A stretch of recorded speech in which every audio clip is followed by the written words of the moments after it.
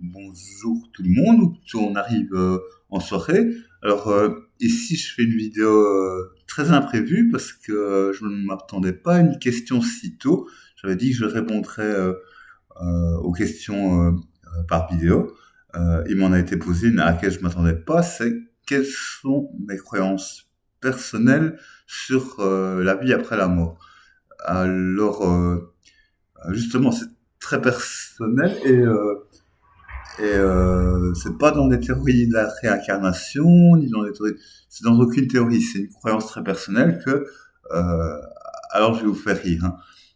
Moi, à 12 ans, je me suis dit, chouette, j'ai 12 ans, je vais pouvoir regarder des films interdits au moins de 12 ans. Ma sœur, elle a compté les jours, les secondes, ça c'est les 18 ans, comme ça, à 18 ans, bah, chouette, on peut faire ce qu'on veut, on est libéré de ses parents. Après, il y a le côté moins drôle de la crise de la quarantaine. Hein, moi, je crois que je suis toujours au stade de la crise d'adolescence, mais bon, c'est pas grave. Euh, et puis, euh,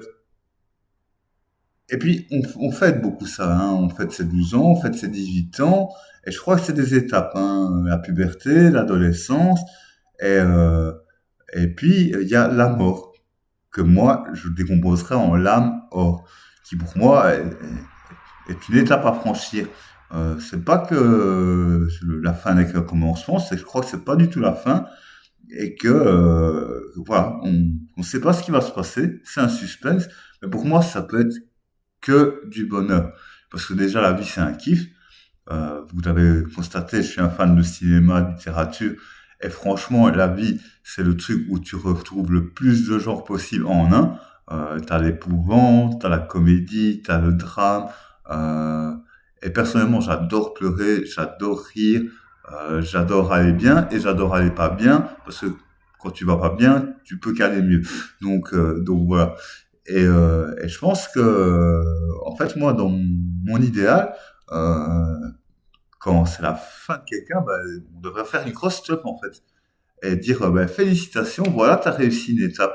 Euh, voilà, je conçois pas la notion de deuil en fait. Je vois les choses totalement différemment. Et ça, c'est mon point de vue personnel.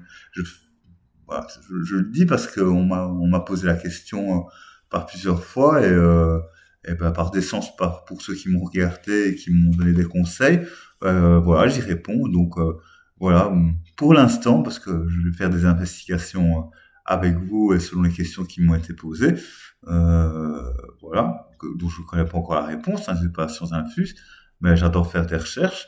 Mais voilà, mon point de vue à moi, c'est celui-là. C'est qu'en fait, euh, la mort, c'est que c'est un gros truc que tu as réussi. C'est comme si tu avais eu ton diplôme, tu peux passer à autre chose. Et à mon avis, avant autre chose, il doit y avoir une grosse stuff. Et, euh, et voilà ma vision. À côté de ça, certaines tribus d'Amérique du Sud, ben, c'est ce qu'ils font. Hein. Ils font une grosse fête quand pour eux, enfin, il y a quelque chose qui est passé, une étape, hein, une évolution. Et ben moi, je vois les choses de la même manière. Euh, à côté de ça, c'est vrai que si déjà la vie c'est un kiff, après la vie ça doit être mais un truc mais génial et grandiose quoi. Donc je positive beaucoup ça, comme je positive beaucoup de choses d'ailleurs. Hein. Je vous dis, ma tante disait toujours, la vie est un conte raconté par un fou qui ne signifie rien. Alors je crois que ça signifie quelque chose, mais c'est un joli conte et très complet. Voilà. Alors après, ça doit être encore plus grandiose. Voilà, ma version personnelle. Bisous.